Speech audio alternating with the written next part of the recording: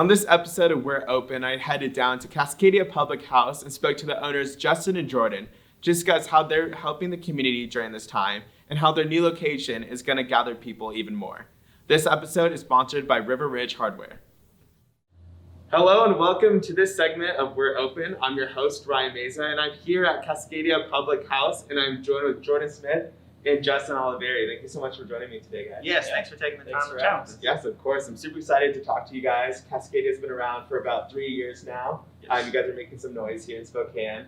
And I know you guys are very focused on sustainability in the future and kind of creating that local source environment. Mm-hmm. What was your guys' whole purpose and inspiration to starting Cascadia? You check that one. Yeah, so we started Cascadia from me and Jordan worked with each other with the other owners as well, and this space became available, and we thought that we should jump in and try to make something happen and kind of change the model of restaurants trying to focus on sustainability, because restaurants inherently have a pretty high carbon footprint. Yeah. So trying to make sure that we can try to lower that as much as possible. Yeah, definitely. Yeah, small things just like from the to-go boxes we use to the plastic to-go cups, things like that. The farms we're sourcing from, we try to definitely put sustainability at the forefront when we're thinking about making those decisions. Yeah, definitely. And as you can see behind us, we have the bar and everything, so it's definitely that fun environment. Yes. And also your menu it's very diverse with plant-based food as well. Yeah. Where do you guys usually get that originally sourced food that you provide? We get it from all over the place. Generally as close to home as possible. All the beers and spirits and everything, Jordan kind of handles that, and we kind of try to get as close to home. Uh-huh. And the food we're kind of pulling from wherever we can in the summertime, like local farms that are like specifically around Spokane. Yeah. Obviously in the wintertime you have to pull elsewhere. Right. Exactly.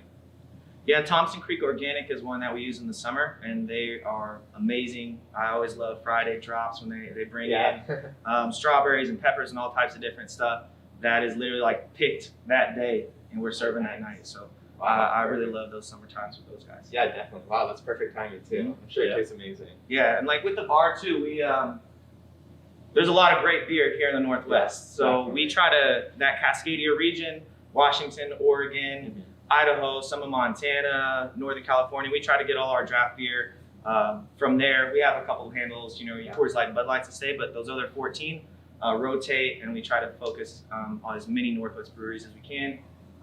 Dry Fly, Warrior, some of the spirits that are local that we love to use in town as well. Nice, awesome. Good deal. That sounds awesome. I love that. And I know right now, especially for everyone, it's been a rough time with COVID and trying to get takeout orders together and stuff like that. What are some things that you guys are doing here at Cascadia to kind of keep that community feel? I think the first time this happened, we made it a point to, get involved in the community. We know that people were going to be struggling and hurting.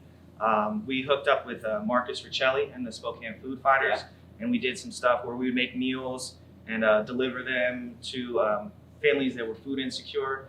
And so we're trying to, as much as we are struggling, and trying to get through this ourselves, I think it's always important to try to give back as well and be a part of that community, because when you are, they give it back to you. Yeah. So it's always important for us to kind of be involved with people. Yeah, most definitely. You guys are kind of growing your community as well. So you got a new location over on Hamilton. You just bought out the old Gino's bar over there and kind of just setting up shop near Gonzaga, near a new location. What do you guys have in store over there? Well, at that we're adding an additional partner, Josh Lorenzen, who is a co-owner of Root Bar and Kitchen up on the South Hill. So he's going to be coming in and kind of operating as executive chef co-owner there, which I think is going to really heighten the menu as well. Yeah, he's a guy that we grew up with, we have history with, and he spent a lot of time in Portland working under some of the best chefs over there. So we're excited to see what he brings to us. He knows that we want to kind of stay true to what we're doing. Yeah. So it's not going to be anything that you're not used to seeing, but elevating what we are doing. Yeah, most definitely. I know we were talking about this earlier about wanting to stay on brand with this location as well, Right. and not maybe adjusting to the college scene over there. Right. What are your kind of goals to keep that going in that kind of style too, like a college town? Well, I know, I'm super excited to be right next to Gonzaga. I'm a big Yeah. Bulldog fan, Nice, big yeah, basketball go fan, Zags. so I'm excited to be over there. But I think it's important for us to stay on brand with who we are and what we've done here, the environment, the culture that we've created. I think that it's important that we want to take that and do that same thing there and not get too much into being a college bar or anything like that. We're definitely going to cater to the Gonzaga students and the people in general in that Logan area, but we definitely are going to be Cascadia still. Yeah, I love that. Yeah, definitely need to stay on brand, keep that Yeah. consistency going. That's perfect. I feel like a lot of the people in the Logan neighborhood would love that and adapt it because it's just so new Yeah. to what they're used to as well. I think that area is really, Gonzaga is going to continue to expand. You got the UW Medical School being built, exactly. and I Big think time that for you area is really coming up right now. You got No Lie and Dry Fly right over there too. Yeah.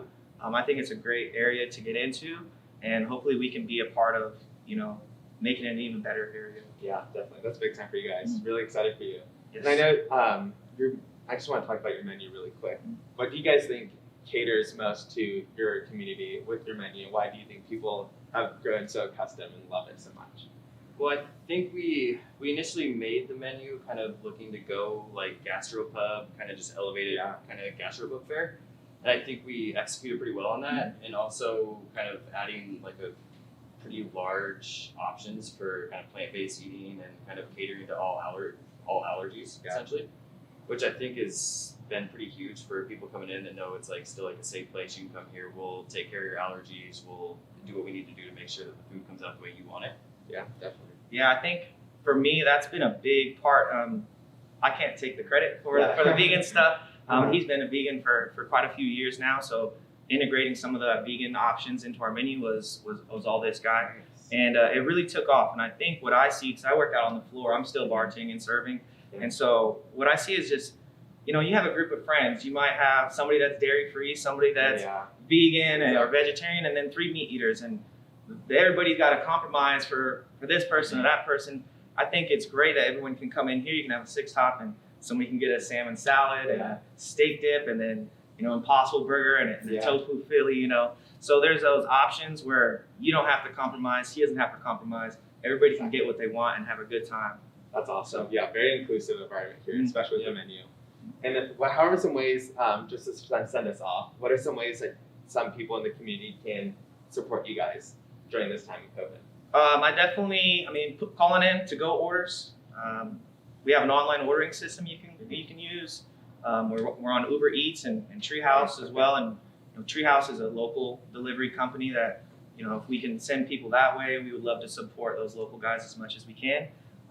We got some merchandise in here that would be another good way to support us, gift cards, things like that. So rocking the hoodie, love it. Yeah. That's a cool color too. Yeah. I love that. And I think that for all the restaurants in the community, like the locally owned ones, I think like some of the best ways to help out is maybe purchasing gift cards right now, putting money in the bank accounts right now with those owners and the restaurants to be able to operate through this time. And then once this, eases off, then people come redeem the gift cards, but at least there's more cash flow happening. So I think it will kind of help through almost like stimulus-ish. Yep. Yeah, definitely. Totally. 100%. Well, thank you so much, you guys, for joining me. Really appreciate you guys. Yes, great chat. Excited for all the things you got going on, especially excited for your new location over in the Logan neighborhood. So best of luck to you guys. All right. Thank you so much. Thank you. That's all the time we have today on We're Open. I'm your host, Ryan Meza. Have a great day.